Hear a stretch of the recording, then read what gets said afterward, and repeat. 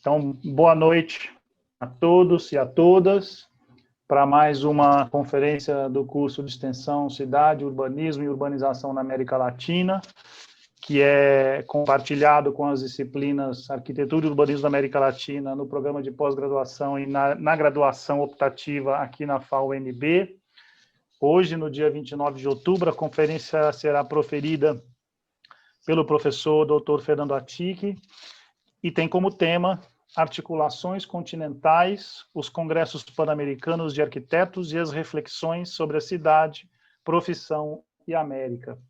Para fins de registro, o professor Fernando tem mestrado e doutorado pela USP e é professor da Universidade Federal de São Paulo, onde ali coordena grupos de pesquisa e já há algum tempo se dedica a esses temas que envolvem os congressos, a discussão sobre a profissão na América, as relações do Brasil com os Estados Unidos.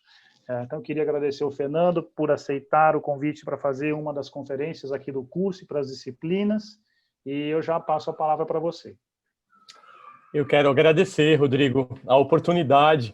É sempre muito bom, já disse isso várias vezes, que você organiza coisas muito legais. E eu estou sempre envolvido nelas por sua generosidade, então é sempre prazeroso.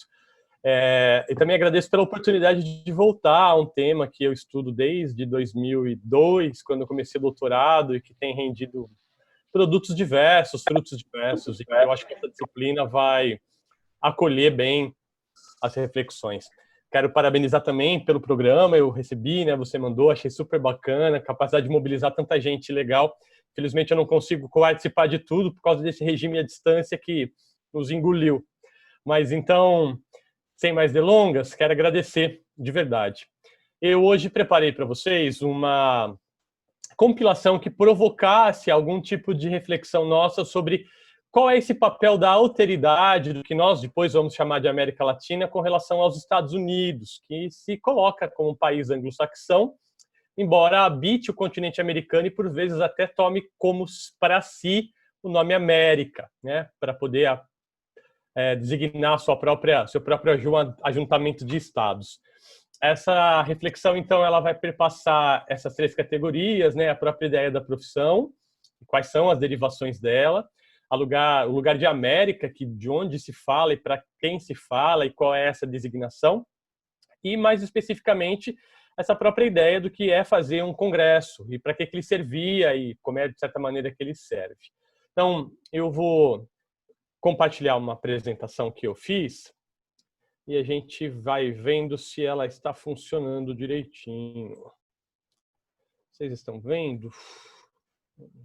Está aparecendo, Rodrigo, direito aí para vocês? Acho que sim. Tudo bem. Então, articulações continentais é uma provocação, de certa forma, sobre essa nossa realidade de habitantes de um continente, que está dividido em várias partes, e que, por conta disso, tem grandes características culturais comuns e muitas divergências também. E quando nós colocamos dentro dessa possibilidade uma leitura, inclusive, de organização profissional, como a dos arquitetos, a gente consegue perceber claramente como as reflexões sobre os nossos objetos de pesquisa, de ação, de atividade profissional, eles muitas vezes não são tão estanques e tão diferentes e tão pouco compartilhados como nós julgamos.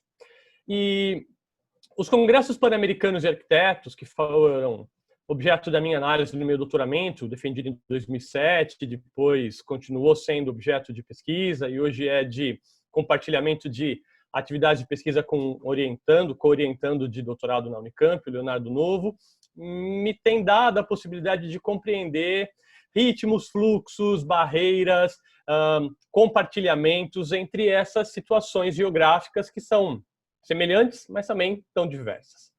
Eu quero ler para vocês um trecho do editorial do jornal The New York Times de 16 de novembro de 1919, ou seja, ele está fazendo esse ano 101 anos. E eu acho que ele é importante porque ele vai ajudar bastante a perceber essa alteridade, né? Então, contribuir, né? Eles estão falando sobre o primeiro Congresso Pan-Americano de Arquitetos, que aconteceria em 1920, na notícia pouquíssimos meses antes, do que significaria a confluência desses profissionais da arquitetura para um evento que seria pan-regional, né? Segundo o Times, o evento contribuiria para o desenvolvimento da arquitetura e daria um estímulo aos estudos artísticos e científicos relacionados com a profissão, para lutar por uma melhor compreensão de todas as questões relacionadas à arquitetura, na resolução daquela que as nações da América têm interesses. Promover por todos os meios ao seu alcance os mais altos interesses da arquitetura, e para criar e manter estreitas relações de amizade e compreensão entre as instituições de arquitetura, associações e arquitetos individuais das Américas. Eu acho bem curioso como eles organizam determinadas palavras nessa tentativa de fazer com que todos tenhamos os mesmos lugares, as mesmas compreensões, as mesmas oportunidades. Então, a América, nesse caso, não é o país deles, como eles costumam tratar até hoje, mas é o continente como um todo.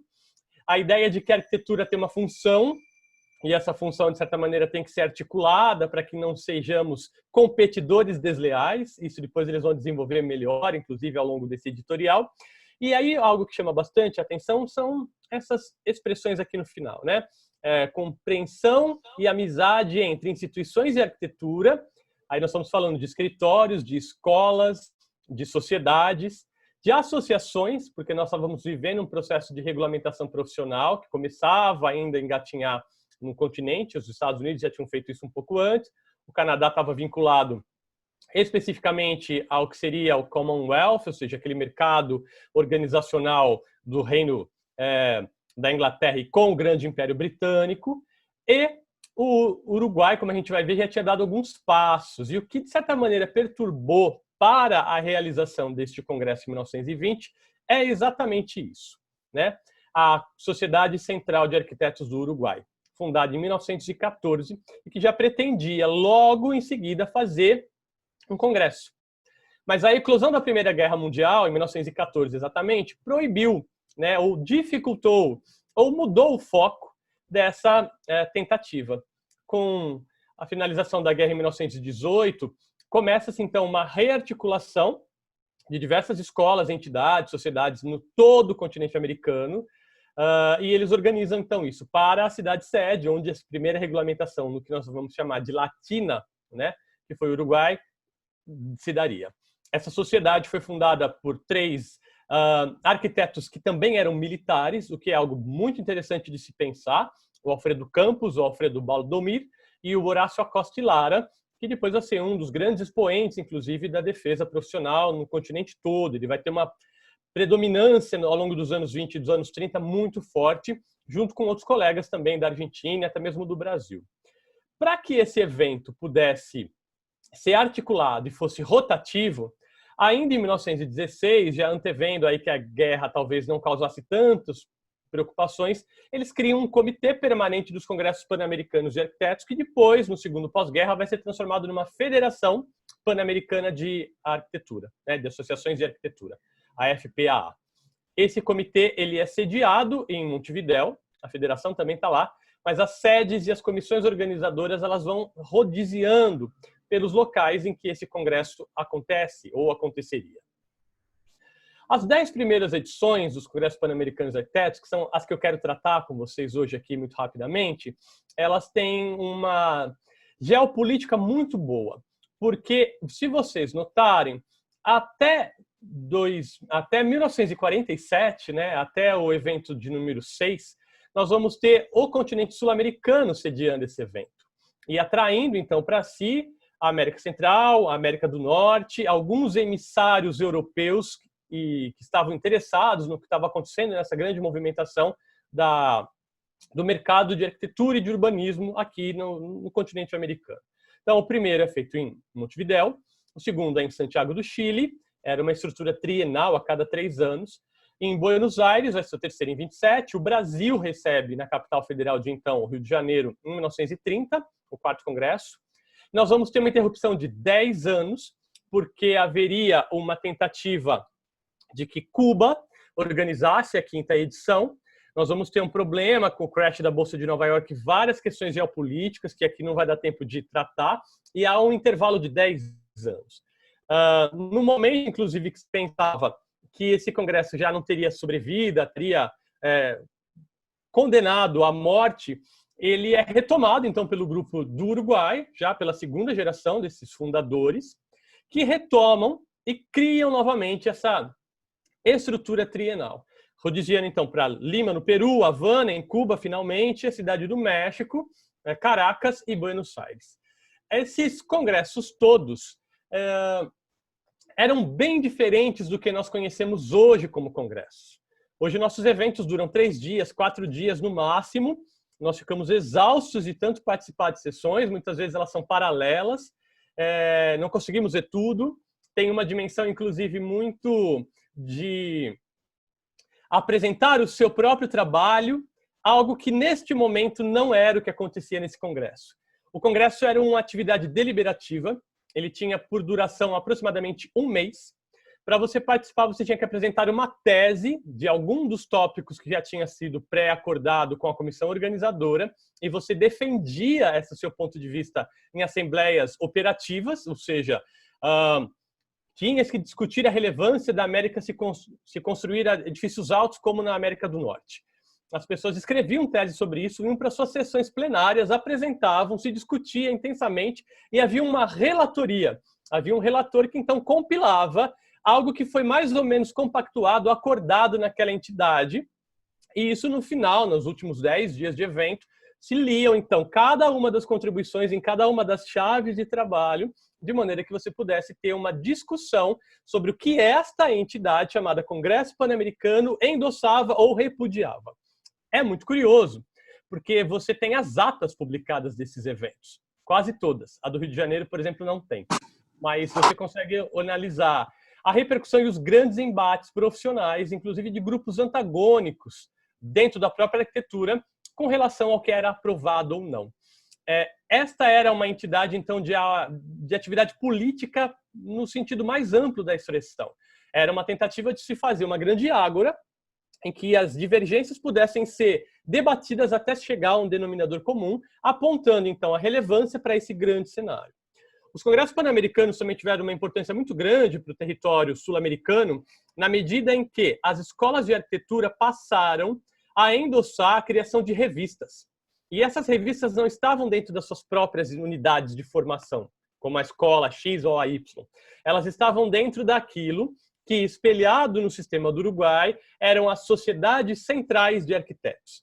Algo que o Brasil, por já demonstrar, inclusive, uma grande dificuldade de articulação interna, vai ter, no Rio de Janeiro, fundada 2 entidades de classe, o Instituto Central de Arquitetos e a Sociedade Central de Arquitetos, que vai congregar profissionais e que depois vão ser fundidas já na década de 30 para dar origem ao Instituto de Arquitetos do Brasil. O IAB, ele nasce de 2 entidades de classe que tinham atividades muito próximas lá em 1921. E essa Sociedade Central de Arquitetos, ela era, de certa forma, mais vinculada ao Comitê Permanente dos Congressos Pan-Americanos.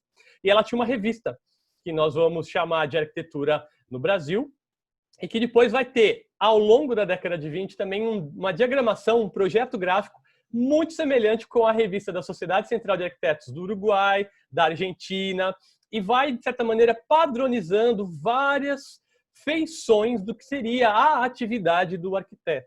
Algo que também a gente não pode perder de vista é que no continente sul-americano, e depois com algum grau de penetração maior no México, nós vamos discutir também fortemente qual é a definição de arquiteto e qual é a diferença dele para o engenheiro e para o construtor. Há, então, uma espécie de reserva de mercado, a construção de um entendimento de mercado e uma construção da atividade que competia a esta profissão. Por isso que essa palestra tem também essa tarefa de apresentar. Sem perder mais tempo com isso, eu quero passar a analisar, inclusive, o editorial dessa revista Arquitetura no Brasil, que é alusivo ao que vai acontecer no 2º Congresso Pan-Americano de Arquitetos, que o Brasil não participou, exatamente porque tinha um esfacelamento tão grande de entendimento da própria profissão, que as credenciais para a participação foram remetidas não para a Sociedade Central de Arquitetos, mas para a Sociedade de Engenharia. Isso vai render uma dificuldade enorme, eles acabam não participando. Mas esse editorial diz algo curioso. que reúne-se pela segunda vez em nosso continente o Congresso Pan-Americano de Arquitetos, cujo promissor início realizou-se há 3 anos passados na linda cidade de Montevidéu, capital do nosso vizinho amigo, o Uruguai. Eles vão sempre pegar essa ideia de que os países são colaborativos, amigos, têm um fundo comum. O Brasil, como um dos grandes membros da grande família americana, congratula-se com os demais países amigos pela realização deste congraçamento de obreiros do belo. Obreiros do belo, então, como eles estão entendendo a profissão naquele momento, no qual se reúnem, debaixo do mesmo palio fraternal de paz e trabalho, os principais arquitetos americanos, portadores de ideias e princípios, cuja utilidade para o engrandecimento da arquitetura em nosso continente escusamos-nos de enaltecer. Para governo de uma profissão, e aí começam as questões de organização política, né, mesmo, as resoluções dos congressos internacionais não eram o suficiente. Eles já demonstram, inclusive, que além da participação esporádica e o conhecimento desses eventos internacionais, como muitos ligados ao campo do urbanismo, do nascente urbanismo, mas também da própria arquitetura, eles percebiam que não significava mais muita coisa para este território, né? Então, além das sábias lições adquiridas no convívio com o meio seleto de arquitetos da velha Europa, nesses magnos torneios de arte, algo de mais especializado e absolutamente restrito ao meio ambiente da América, ou seja, era vedada qualquer outra participação, necessitavam os nossos arquitetos, porque há sempre uma mesma lei moral de harmonia que nos irmana e engrandece, baseada em um novo ideal altamente de solidariedade humana. Aqui eles estão falando também da própria compreensão de que a América tem um ethos, ela tem uma organização mental articulada a provisões econômicas e manifestações culturais que só aqui são possíveis de se encontrar. E a arquitetura, como um filtro dessas relações sociais, tinha que se organizar para que ela pudesse se desenvolver e não fosse mais refém, de certa forma, do que nós tínhamos aprendido com esses arquitetos diplomados no exterior ou com as próprias entidades urbanizadoras durante o período colonial. Dessa maneira, ao ler esse editorial de 1923, forçosamente nós precisamos fazer uma investigação, que muito rapidamente eu quero mostrar aqui para vocês, sobre como se dava essa noção de pan-americanismo no território brasileiro, em específico, né? Mas que encontra ecos em vários países aqui da nossa América Latina. Há uma atitude de rechaço por completo, então nossos países vizinhos não são nossos amigos, são competidores, muitos são inclusive dominadores e querem aniquilar inclusive as culturas locais e as estruturas políticas. Quem capitaneia muito isso no nosso território, amparado inclusive por uma percepção de geopolítica internacional, é o Eduardo Prado, que é filho de uma família cafeicultora paulista muito importante, que vai ter uma projeção enorme, né, no cenário brasileiro, no seu livro A Ilusão Americana. Ele também vai colocar algo como: é impossível o Brasil se considerar amigo do Paraguai depois de tudo que ele provocou com a Guerra do Paraguai, anos antes, no século XIX.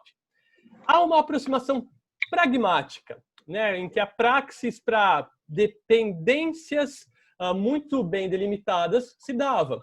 E o Barão do Rio Branco, né, o Paranhos, advogava isso.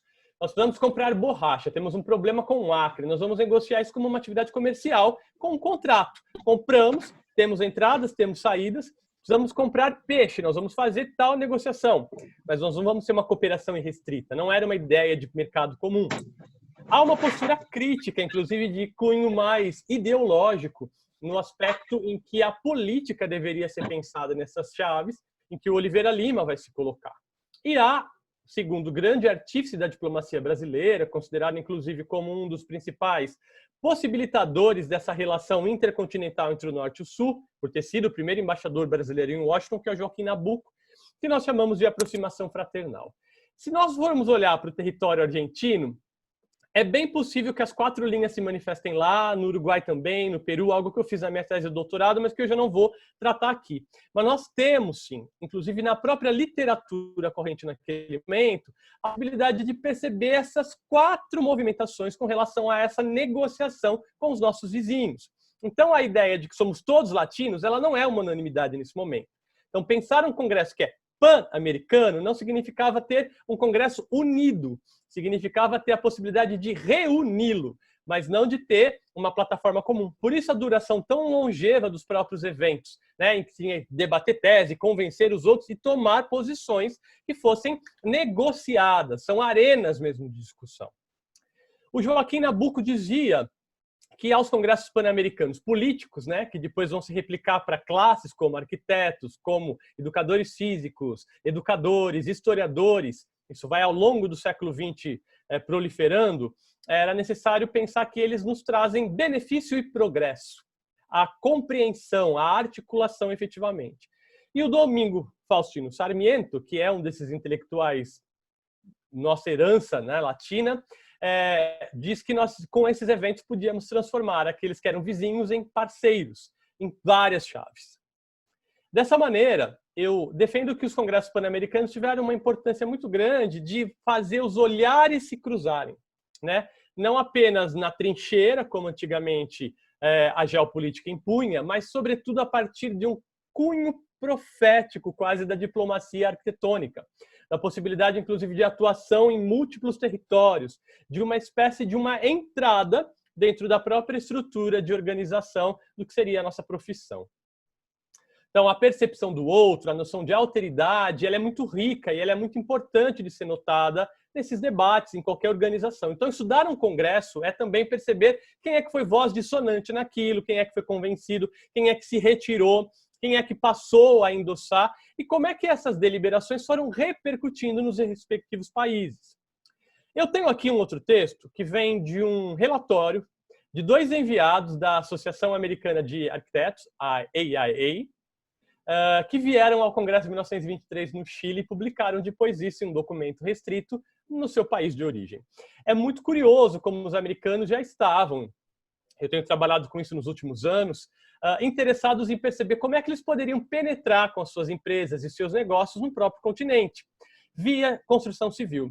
E ao AIA mandar esses 2 emissários participarem dessa atividade no próprio Congresso Pan-Americano, eles colocam algo que é muito curioso se pensar sobre nós, como é que eles nos enxergavam, né? Pensando nós enquanto povo latino. Não há dúvida de que a questão emergirá. Quais são as oportunidades na América do Sul para arquitetos dos Estados Unidos, né? A resposta é uma das mais difíceis e envolverá uma longa discussão, maior do que o espaço aqui permitirá. Em todo caso, o código de ética sobre o qual a prática da arquitetura se dá na América do Sul é totalmente diferente do nosso. Em muitos casos, o arquiteto e o construtor são a mesma pessoa, algo que até hoje lá é extremamente diferenciado, porque a profissão já nasce na metade do século XIX, regulamentando as licenças do que cada pessoa pode fazer. Na década de 20, inclusive, a formação em arquitetura vai dar origem a 3 formações, né? Do Landscape Architect, que vai ser o cara paisagista, né? O arquiteto da paisagem, o Urban Planner, o planejador urbano, e o Architect, que vai ser o que eles chamam de Practitioner, né? O cara que faz o design, que faz o projeto. Nenhum desses 3 envolve uma dimensão da construção. Ela vai ser incorporada por outra pessoa, que eles chamam de contractor, aquele que você contrata para executar. Ou seria aqui talvez o nosso empreiteiro. 2. A ética dos concursos de arquitetura é igualmente diferente na América do Sul. Nós encontramos um aprofundado interesse por nossos métodos, porque eles já tinham mais regramento, inclusive com contratos. Algo que eu averiguei na minha tese é que depois desse congresso e desse relatório publicado lá em Washington, várias pessoas que participaram do congresso escreveram para o AIA, e na figura do seu antigo representante na América do Sul também, que era o professor o Warren Powers Led, que vai participar do da Argentina em 27 também, requisitando modelos de contrato, modelos de concurso, instruções para como montar um júri de projetos, quebrando um pouco aquela lógica da encomenda pura e simples, que eles também tinham, mas que o AIA estava tentando colocar num parâmetro mais municipalizador, algo que o Rodrigo estuda, né, com mais possibilidade de discussão do que eu tenho feito. 3. Nossos conceitos são absolutamente diferentes dos deles, o que torna impossível para um norte-americano tomar conhecimento apropriado dos problemas sul-americanos, até que ele fixe residência ali, não por uma semana ou um mês, mas tempo o suficiente para aprender a língua e aprender os ângulos mentais de abordagem deles. Ou seja, existe uma forma de se pensar arquitetura, de fazer arquitetura, discutir arquitetura na América do Sul. Ele está discutindo o que ele está vendo em Santiago do Chile, que nós aqui não compreendemos, a não ser que nós façamos uma imersão. Então, se é a intenção desta entidade americana de arquitetos favorecer esse circuito por entre o continente, nós temos que permitir, então, pequenas atividades de acordos nacionais entre Estados Unidos e esses países para que possamos ter vistos, possamos ter permanência, possamos advogar, possamos trabalhar, possamos ter atividades, algo que vários códigos comerciais proibiam. O Brasil mesmo não permitia com que um estrangeiro fosse dono de uma empresa. Ele precisaria ter atividades que fossem ligadas a um grupo brasileiro para que ele pudesse trabalhar aqui efetivamente. Eles continuam dizendo, né? Aqui, novamente, descortina-se o argumento sobre o intercâmbio de estudantes. Não resta dúvida de que há um rápido desobstruir mental acerca dos ideais norte-americanos de arquitetura, assim como em outras coisas, as quais têm proporcionado uma maior demanda e um efetivo incremento da população estadunidense morando na América do Sul. Nós acreditamos que, com o tempo, muitas associações agradáveis e úteis poderão ser efetivadas por arquitetos norte-americanos na América do Sul e por arquitetos sul-americanos na América do Norte. Algo que eu não sei se aconteceu tanto, mas eles estão apontando aí. Consideramos isto um resultado de grande interesse para nossos jovens, ou seja, nós, já consolidados, talvez tenhamos mais dificuldade. Mas se nós começarmos a introduzir intercâmbios estudantis e fomentar uma discussão de conteúdo nessas escolas de maneira maior, mais aproximada, a gente vai ter mais penetração naqueles mercados. Então, em 1920, o grande temário do debate no Congresso Pan-Americano de Arquitetos foi exatamente o que é o arquiteto. Para que ele serve? De que maneira? Para que ele servia? Então, vai se definindo que o arquiteto tem uma função de projetação, ele tem influência na saúde física e moral do povo, e ele deve assegurar a beleza, a segurança e a higiene de toda espécie de edifícios. Esta é a definição que foi publicada nos anais desse primeiro congresso, com o arquiteto como um homem do belo, que tem todas essas tarefas. Algo que hoje ainda, de certa maneira, é mobilizado para explicar o que somos nós nessa profissão. Há algumas propostas que eu rapidamente quero mostrar, fazer um rebatimento sobre o que foi debatido lá. Então, o debate sobre habitações rurais, a grande maioria da América ainda era rural, as cidades elas não concentravam a grande maioria da população, e não havia projeto, não havia salubridade para essas habitações rurais. Então, essa foi uma discussão que tomou grande parte daquele congresso. Edificações coletivas deveriam ser pensadas para evitar exatamente o que eles rechaçavam como habitações coletivas ou condenadas, como cortiços, como conventilhos ou conventígios, como dizem na Argentina, que são as assemelhadas aos nossos cortiços, e grandes casas que vão se transformando em outras tantas formas de alojamento. Se é necessário promover, então, a habitação coletiva, que nós pensemos um modelo para isso.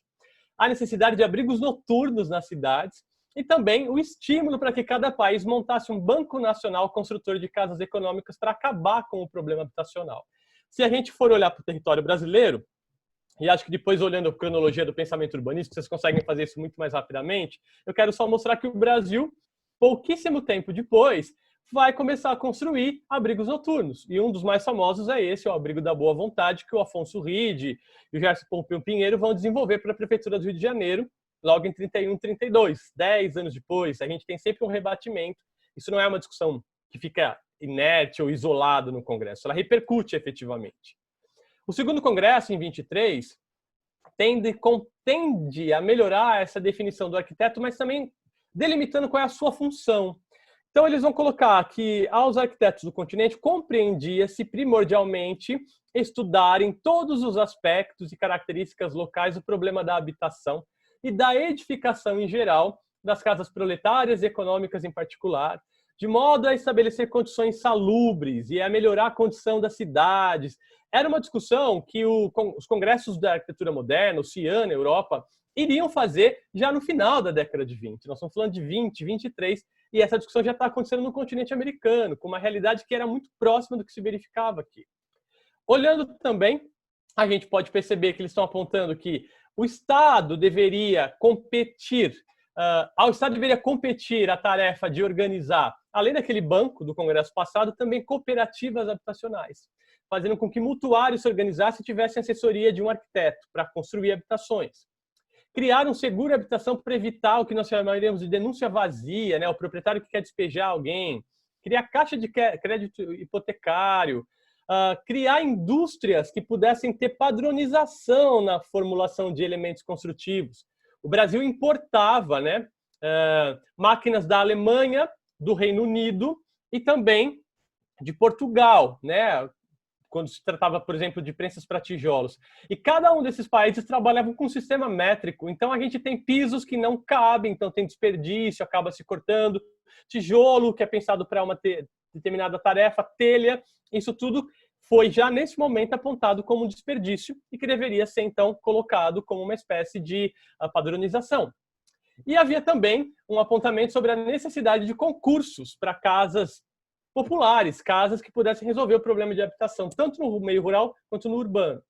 No Brasil, dentro dessa história de melhorar e evitar a denúncia vazia, criar um sistema de acesso à habitação, se institui a Lei Eloy Chaves, em 23, né, que vai dar origem às caixas de aposentadorias e pensões, e depois vão permitir a aplicação desse dinheiro poupado na construção de habitação, que dará origem aos IAPs, né, aos Institutos de Aposentadorias e Pensões, que o Nabil Bonduc estudou e depois organizou um livro belíssimo com a Ana Paula Cury. O terceiro congresso já fala de urbanismo. Essa palavra aparece com essa chave mesmo de correção e de melhoria da própria qualidade no urbanismo, na qualidade de vida das cidades. Começa a se detectar uma grande migração da zona rural para as zonas urbanas, e isso começa a levar a uma necessidade de articular como esses planos reguladores, como eles chamavam, ou de extensão, deveriam preceder a chegada desses fluxos migratórios. Nesse Congresso de 27, então, se pensa também como melhorar ainda o acesso a essas situações todas, e os museus sociais, que vêm de uma tradição francesa, são pensados, recomendados nesse Congresso, de maneira a se pensar essas articulações que estariam no âmago da discussão do próprio urbanismo. No Brasil, a gente vai ter o aparecimento de diversas firmas de construção e de aluguel de habitações para classe de baixa renda, até que em 1942 a Lei de Inclinato dá um arrefecimento nisso, e aí a ideia de vender a casa própria toma uma proporção maior. O quarto congresso é o do Rio de Janeiro, se discute a ideia de arquitetura da paisagem pela primeira vez, e o urbanismo, leia-se aqui nas atas do congresso, né, no que foi publicado como ata, porque na verdade não tivemos esses anais publicados.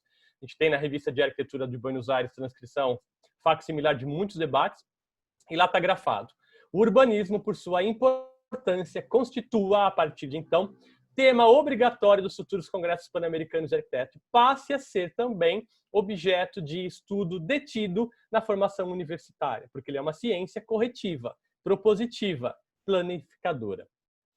Então, em 30, se discute grandemente se é cabível a construção de arranha-céus como solução habitacional, inclusive de baixa renda. Também se discute qual é o impacto dos planos reguladores de urbanização em várias cidades, se era possível, inclusive, pensar o modelo do zoneamento.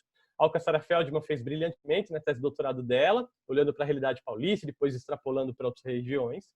A ideia de assistência social provendo habitação e também a necessidade de se pensar como melhorar a habitabilidade nas zonas rurais, sobretudo nos meios produtivos, quando se percebe que há uma relação entre doença e a doença no trabalhador e a transmissão dessa doença via importação de produtos. O Brasil ainda é um produtor agrícola importante que estava sofrendo sanções nesse momento. Então, o ideário da casa própria toma uma proporção enorme. A gente está começando a pensar, inclusive, em vários bairros que são vendidos já com o projeto dos lotes, sobretudo na capital federal de então, que era o Rio, e em São Paulo também, que nessa época faz um congresso de habitação em 31, discutindo exatamente qual é o papel dessa expansão gigantesca que a cada hora se construiu uma casa em São Paulo, segundo os jornais da época. Em 1940, ou seja, 10 anos depois, de volta ao Uruguai, se coloca a necessidade de ter uma conferência pan-americana de urbanismo como uma entidade que viesse derivando do próprio Congresso Pan-Americano.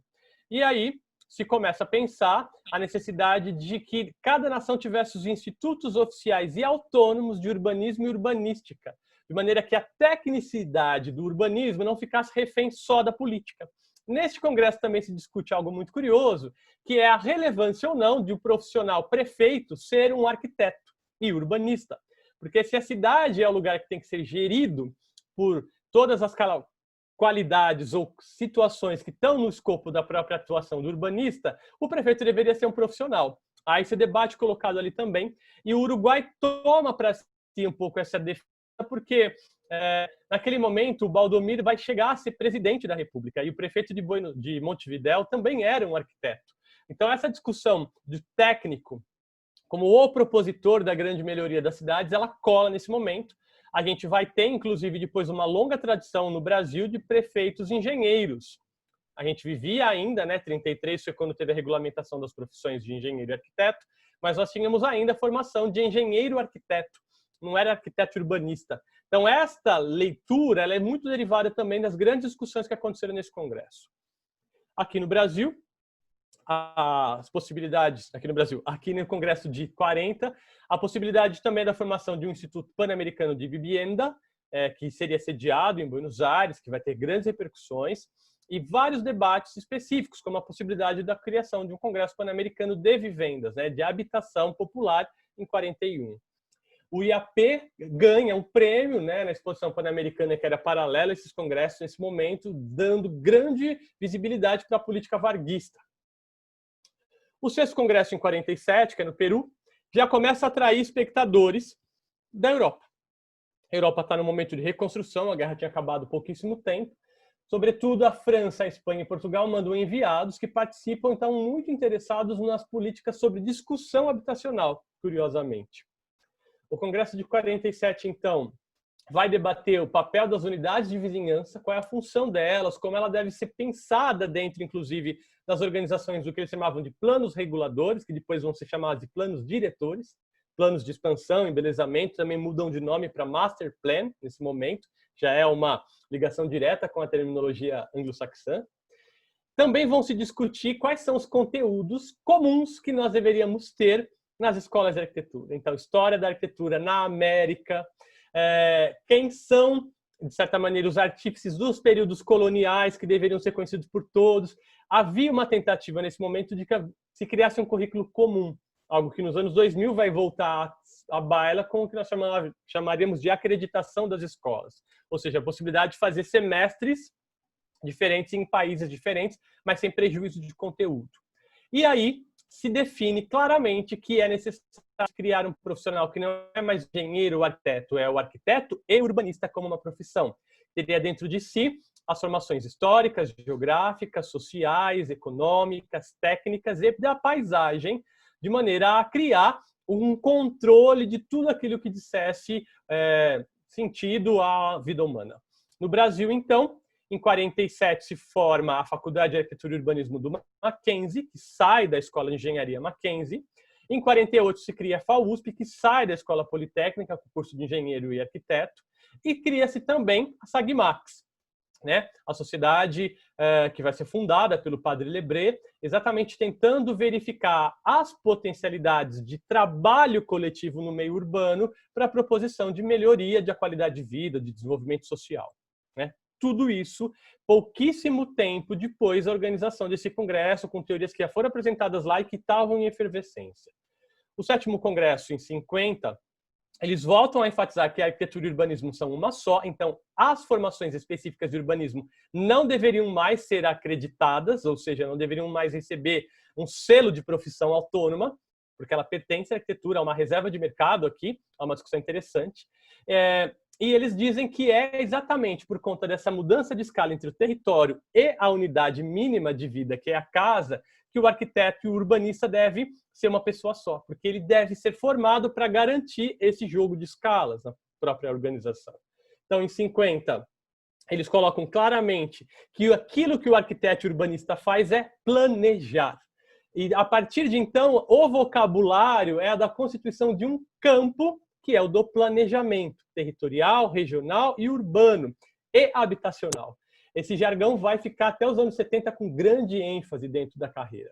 E aí se discute claramente que cada município, cada estado, cada nação deveria ter escalas de governança em que o planejamento fosse ocupado de resolver os problemas da sua própria organização. No Brasil, a gente vai ter uma grande penetração das surveys dos Estados Unidos. A entidade fundada pelos Rockefellers começa a atuar na América Latina, primeiro na Venezuela, depois inclusive no Brasil, a IBEC, né, a International Basic Economy Corporation, que vai fazer, por exemplo, parte do planejamento de São Paulo e depois vai construir um conjunto habitacional nos anos 70 aqui no Vale do Paraíba Paulista. Cria-se também o Conselho Nacional de Pesquisa e o planejamento já começa a ser visto como uma atividade também dos economistas. É curioso pensar isso. A Sociedade Brasileira para o Progresso da Ciência também é criada nesse mesmo momento e as pesquisas tecnológicas tomam um grande surto, inclusive com a criação do Instituto de Pesquisas Tecnológicas do IPT, fazendo, então, com que as análises métricas, padronizações, aferições pudessem ganhar um panorama de cooperação público-privado maior. Indo aí para os últimos congressos que me interessam aqui, o 8º Congresso vai discutir o que eles chamam de habitação social. Porque com a metropolização verificada em todas as cidades, inclusive com a grande explosão da Cidade do México, a gente está discutindo o que fazer com uma confluência de pessoas que não eram urbanas e que se transformaram em habitantes da cidade. E para isso se pensa, então, a criação de um Instituto Interamericano de Planejamento, com uma sede rotativa, começando pelo México, e que vai dar origem a uma sequência de outras atividades, né? A Nilce Aravex do Silva, a gente vai ter outras situações que estão ligadas a esse momento aí de discussão dessa atividade aí também. 52, então, a gente tem essas propostas ali. Há um incremento muito grande das grandes construtoras, que depois vão ser muito operativas durante o período JK, no Nacional Desenvolvimentismo e no regime militar. A gênese de grande parte das construtoras, que nos últimos anos foram aí vedete também dos noticiários policiais investigativos, está aqui também. E no território latino-americano, elas aparecem praticamente no mesmo momento e tem muita relação com esses congressos. O 9º Congresso já estipula que ao arquiteto também deveria caber a investigação do meio. Meio ambiente é uma palavra que não surge aqui, mas eles já estão pensando essas relações entre florestas, áreas não ocupadas e clima, algo que vai ser muito discutido na geografia também. Os geógrafos vão participar das entidades de planejamento e, para isso, era necessário, então, que se conhecesse nos cursos, na formação, as dimensões físicas, humanas, econômicas, político-administrativas, porque todas elas devem conferir dignidade, tecnicidade para os planos diretores que acabam se transformando numa linguagem operacional para de qualquer tipo de construção. Se escreve também a Carta de Caracas, que vai ser um documento importante para o campo do planejamento latino. A professora Sara Feldman escreveu sobre isso e depois a Virginia Pontal também discutiu. Elas vão discutir isso também numa outra carta importante, que é a Carta dos Andes. O planejamento, então, deve levar o arquiteto a entender que tem uma função social. Nós estamos falando de Guerra Fria, nós estamos falando de um bloco capitalista que se opõe a um bloco socialista, e essas dimensões de função social começam a tramitar dentro dos arquitetos como algo de caráter corretivo das desigualdades. Nós vamos ter várias entidades nascidas nesse momento que são importantes para entender essa história da América Latina e, inclusive, das polarizações que vão repercutir em inúmeros golpes militares, inclusive apoiado por arquitetos, muitos derivados daqueles lá do começo da associação, que eram técnicos, mas eram militares, né? Então, a gente vai ter, inclusive, nesse momento, Pedregulho sendo premiado e inaugurado. Ele vai ser visto como uma grande atividade, né? O Departamento de Habitação Popular do Rio de Janeiro. A campanha presidencial do JK começa e ele vai ser arguido. Brasília se lança como uma atividade síntese, ou seja, o planejamento regional a partir da atividade da planificação. Isso vai acontecer com um monte de cidades novas. No 10º Congresso, então, o problema da habitação era o problema básico do planejamento. E, dessa maneira, pensar o planejamento da qualidade de vida envolvia também pensar desenvolvimento econômico, estabilidade política, segurança social em cada país. Alguns já mais atingidos pelos golpes militares, outros em processo de. Os congressos aqui deixam de ser mais estéticos, como eles eram até mais ou menos a década de 50, e passam a ser muito mais ferramentais, colocando estruturas, inclusive, que não dependem mais do território, no sentido gráfico dele, no sentido do lugar, mas de escalas, de modelos que pudessem ser pensados para articulação, né? Meses atrás eu pude ver o Renato Leão Rego, da UEM, apresentando aqui no outro evento que o Rodrigo organiza, o Tertúlias, algo muito interessante sobre as cidades do norte do Paraná e essa expansão de cidades novas. É exatamente isso aqui que está acontecendo, né? Então, a gente vai ter um discurso tecnicista extremamente bem formado nesse momento. Brasília é inaugurada em 60. Nós vamos ter o BNH criado pouco tempo depois, produzindo uma política de planejamento em larga escala, que não é a mesma dos IAPs, e isso tudo leva a um domínio das grandes atividades construtoras, de eletrificação, de construção de ferrovias e rodovias, que também começam a fazer parte do métier do planejador, do arquiteto. E aí começa uma cisão entre aqueles que querem voltar os seus problemas para a dimensão ainda lá do começo da habitação social, do território da cidade, da escala. Essa abertura de múltiplos territórios, ela acaba esfacelando a própria ideia de um profissional só dar conta de tudo isso. E a carreira do arquiteto entra em crise, curiosamente, nesse momento. Aqui eu vou mostrar rapidamente um arrazoado de temáticas desses congressos todos que o Leonardo Novo, meu co-orientando, né, com a professora Josiane Serrazoli, fez, transformando bastante dessas discussões que eu apresentei para vocês, os trabalhos que eu tenho feito, que a Josiane tem feito e dele próprio. A gente vai perceber claramente o quão densas essas discussões são, né? Como elas vão aparecendo, de certa maneira, com recorrência. Algo que vale bastante a pena citar é que 60 não é o último Congresso Pan-Americano de Arquitetos. Ele nunca sumiu. Eles continuam existindo. Então, em 65, nós vamos ter um em Washington, cujo tema é Cidades e as Américas. A gente vai ter um em 68 em Bogotá, na Colômbia, renovação urbana temática. Em 70, em Porto Rico, especificamente na cidade de San Juan, que se chamava O Arquiteto e a Humanização da Vida Urbana. Em 72, a cidade de São Paulo vai sediar parte do Congresso Pan-Americano, com o título de A Degradação Urbana, e o restante do Congresso vai ser transcorrido no Paraguai, em Assunção. Em 75, ele volta para o México, com a discussão da participação do arquiteto no desenvolvimento nacional. Em 80, ele vai para a Venezuela, de novo, Habitat e seus condicionantes. Em 84, ele vai para o Panamá. E aí, em 88, ele volta para Cuba. Depois, ele vai para Montevidéu de novo. Em 96, ele ocorreu em Brasília, com o título de Redescobrir a América.